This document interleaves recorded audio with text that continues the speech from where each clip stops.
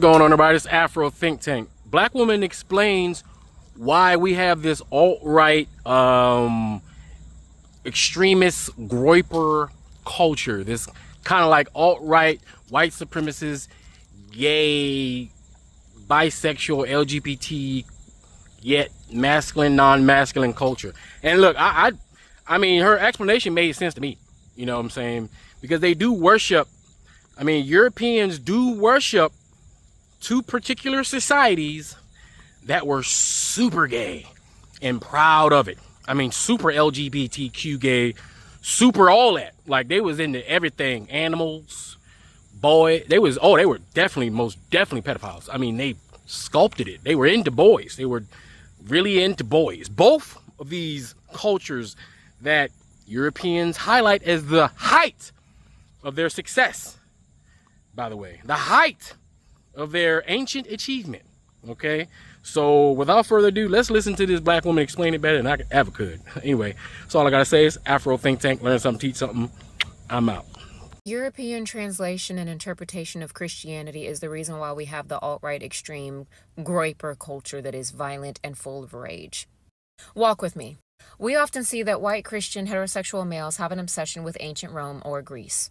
But these same dudes who are idolizing Western culture's classic civilizations are worshiping cultures where men were openly bisexual, wore dresses, wrote love poems to each other, and expressed and showed their thighs in ways that heterosexual alpha males today would call gay. Ancient Greece and Rome were not straight heterosexual cultures. In Greece, especially among the elites, male-on-male relationships were structured and common. They were not always the healthiest of relationships, but they were normalized. Romans were a little bit different, but men could still engage sexually with other men as long as they were the dominant partner. Because sexuality wasn't about straight or gay, it was about status, power, and masculinity. The point is they did not see sexuality as binary. They saw it as fluid. They expressed it through fluidity, and it was tied to hierarchy. So when Christianity rose to power in Rome, especially after Constantine in 4th century CE, it framed sexuality as sinful unless it was between a male to female within marriage, and solely for the purpose of procreation. This is where we see homosexuality going from normal to sinful. It went from common practice to abomination. The church created a rigid sexual morality system, because if you control sexuality, you control the people. Now, fast forward to colonization. European colonizers used Christianity to control and police bodies and sexuality everywhere that they went. Indigenous, African, and global cultures that allowed fluidity, 3 genders, and all-around freer sexual expression were violently suppressed.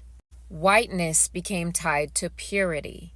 Purity means rigid gender roles, heterosexuality, and Christian patriarchy. This is the same purity test that exists in Groyper alt-right meme culture. Now, through the spread of Christianity and colonization, in the 19th and 20th century, modern masculinity has hardened into straightness equals manhood, femininity equals weakness, and gay equals shame. This is the air that white men grow up breathing. Add in fascism and nationalism in the 20th century, Yahtzee is obsessed with the perfect male body but demonizing queerness. And boom, you get the contradictory mess that we see today. The far alt-right obsess over Greece and Rome because they see them as the pinnacle of white civilization. But we know that civilization existed long before Greece and Rome. But that's another video. They drool over the status of Spartan warriors, gladiators, muscular armed men, while ignoring and repressing the fact that those same men were wildly sexually fluid by modern standards. That obsession is projection.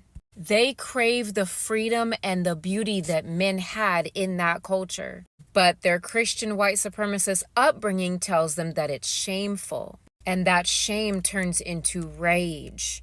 While they continue to idolize but turn it towards the aesthetic, the bodies, the muscles, The discipline, the militarization, the weapons, the marble statues. But they repress the truth, the fluidity, the flamboyance, the eroticism. So yeah, these young white men are stuck in a paradox. They want to be Spartan warriors, admired and desired by men and women. But their culture tells them that if they are not hypermasculine, 100% heterosexual, and dominant over women, that they are nothing. That repression fuels rage, homophobia, misogyny, racism, and the entire incel to fascist pipeline. The obsession with Rome and Greece is tied to repression. They are drawn to those cultures because deep down, maybe not that deep, but they want the freedom that those men had to be beautiful, to be desired, to be soft, to be intimate, to be expressive. But their white Christian upbringing tells them that that is forbidden. They are worshiping a past that they will never allow themselves to embrace. They are running from their truth while also embracing it in the most toxic of ways. That is why this entire incel, alt-right meme, Groyper, edgelord culture is so full of contradictions. That is how we got here. Because in white Christian society, men are not allowed to be free, soft, and expressive. And they mourn that. They live in fear of being ostracized from their society because their society tells them they're going to hell. And that is why we're in the mess that we're in.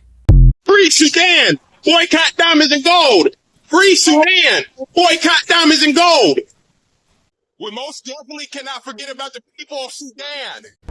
Wait. Before you go, for all my subscribers and philanthropists out there, I'm building a solar power community water bowl system in Nigeria. It's going to cost between $5,000 and $6,000. I'm trying to raise money. If you want to participate and help me build this solar power water system, please donate to the Cash App and put solar water in the notes. Solar water in the notes. I'll put PayPal, Stripe, and Zelle. Anyway, thank you. That's all I got to say. It's Afro Think Tank. Learn something, teach something. I'm out. Thanks for watching Afro Think Tank.